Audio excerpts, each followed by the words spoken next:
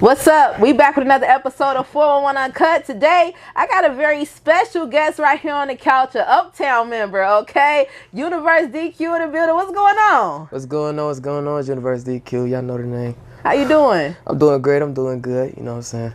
Just moving throughout my day. Yeah, I'm glad to have you on the couch. We got a lot to talk about because you got a new project out. You dropping new music back to back. So it's like, you know what? It's about time you get on this couch and we see what's going on in your world, your universe. You feel me? Right. So first things first, UniverseDQ. I know you from the 513 for sure. Well, you know, that's what you rep, Cincinnati, but you was actually born somewhere else. So let people know where you born and where you from. I was born in New York City, in Queens area. My mama had moved us out here for a better life. We had came out to College Hill, stayed there for a little minute, but you know, shit got hard. She didn't really tell me until like we got older, but like we was finna be homeless and shit, so moved out the my healthy area and just stayed up there, and I've been there like ever since that. You feel me? Now, how old was you when y'all left New York? I was a kid. I really don't remember. Yeah. But yeah, I was a kid.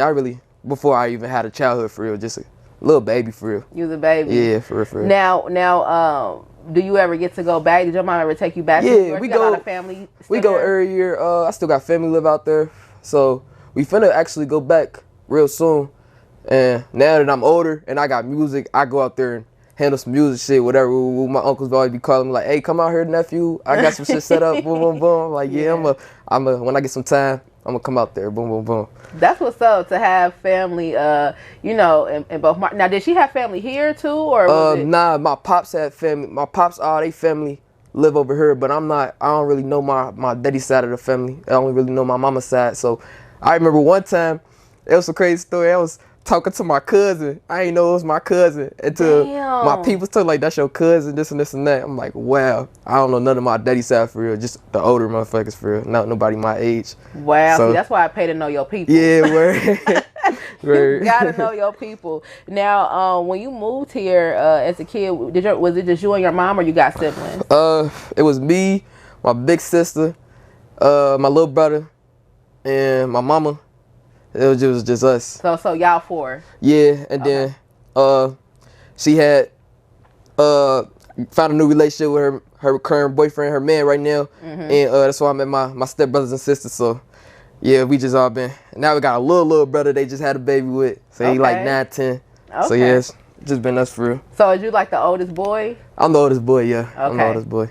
Yeah, so you gotta. That's a lot to be the oldest boy. You know you ain't the oldest, you still the oldest boy. But my sister, she like 20s. I don't want to say her name, but she older, so she all the way out in North Carolina. So I'm the oldest out here. So they look after me and shit, and I gotta put her on an example and shit. For sure. But I know it had to feel good with getting like those extra, you know, when your mama end up getting a new relationship and you get to get some extra family members to now feel like y'all ain't just here by yourself. Yeah, word. No cousins or like that. Did that feel good for you? Yeah, it felt definitely at first. It was new. I'm like, bro, I don't know these niggas.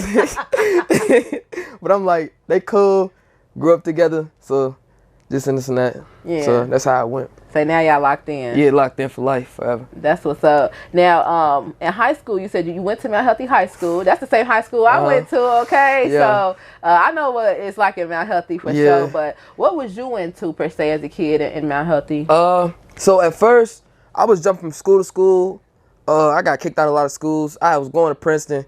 What you was getting kicked out for? So when I was at Princeton, I did some fresh shit. I told the teacher I was going to shoot him in his head. They kicked me out of there. Then I went to my mama's school. My mom was teaching at math and science. I was in her class and shit. Got kicked out of there. They said I had a gun on me. Some bullshit. So I had to stay in Mount Healthy. I wasn't allowed in no other schools. And I just stayed in Mount Healthy, and I just ended up graduating there. Just stayed there my whole high school career, I guess. Damn. So you tell one teacher you gonna shoot him in the head. Yeah. The next school they allegedly you had a gun. They just wanted to get my mom up out of there, and it was like they was coming for me at the same time it was coming for her. So she said, "We just gonna handle this shit." We ain't had no money, wasn't really coming in because she ain't had no job. So we just stayed home. It was just me and her staying home while the other kids going to school and shit. And that's when me and my mom built a deeper connection because we was just home every day and shit was going on. So yeah. So you're real close to your mom. Yeah, real close now. That's what's up. So you're a mama's boy, low key, huh? Yeah, yo. Hey, look, and nothing is wrong with that. It's good to be close to your parents because they ain't gonna steer you wrong. Yeah, you know what I mean? They ain't gonna steer you wrong. Now, did you end up graduating high school? Yeah, I ended up graduating. The crazy thing is that like everybody, like the principals, teachers, they all literally said I wasn't gonna graduate. They told me I wasn't gonna graduate. They used to use me as an example to other people, like don't be like him, this and this and that. What? And I got discouraged. I dropped out my 11th grade year. I think I dropped out for like a couple months, didn't go to school. My mama told me, she was like, you either gonna go to school or do something else. You can't be sitting home. So I ended up going back to school, found out it was important, like let me just go get my high school diploma. I came back, slacked off, I didn't do shit. The teachers was looking out for me. They used to do my work and shit, just make sure I graduated, and they got me up out of there. Shout out to Mr. Sanders, shout out Miss Hendricks, shout out to all Miss Kendrick, all them. They helped me.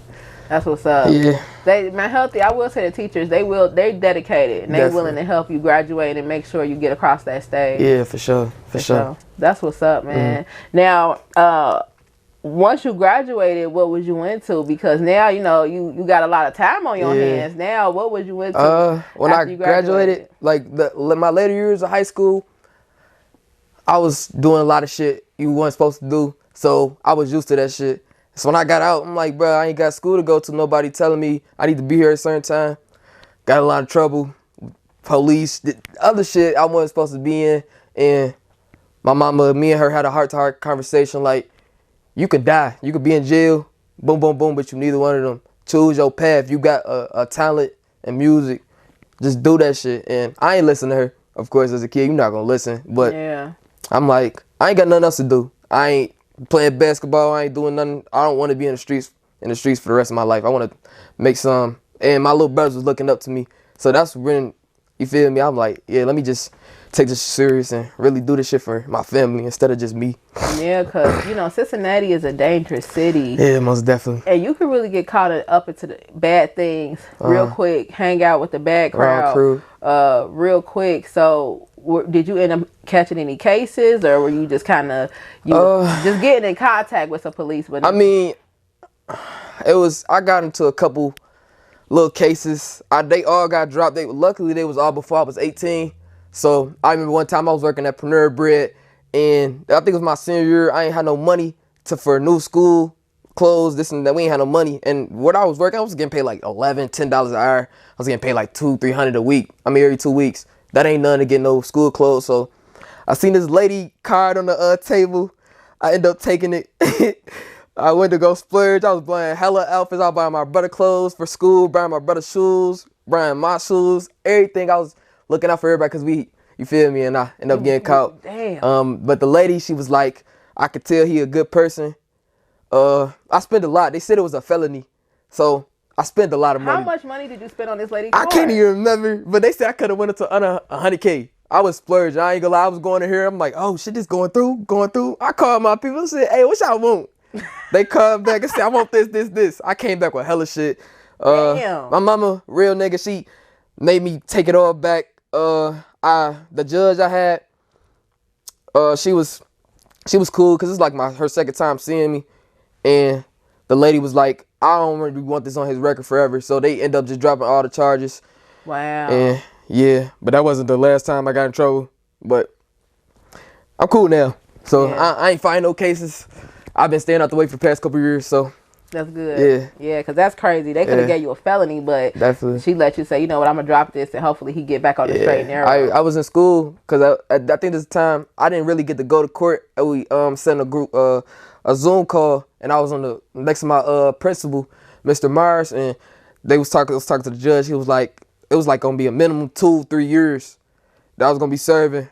Damn. Just off of that little mistake I made. It was going to be minimum 2. I would have been getting out at this age I am now. None of this shit I would have been having. I would have just been now getting on my feet. So it was a blessing that everybody looked out for me, and it was like, I see potential in you. I just don't want to, the judge said, I don't want to see you again. I'm really going to show example. I'm just letting you off the hook. Hell yeah. Damn, you got lucky. Lucky.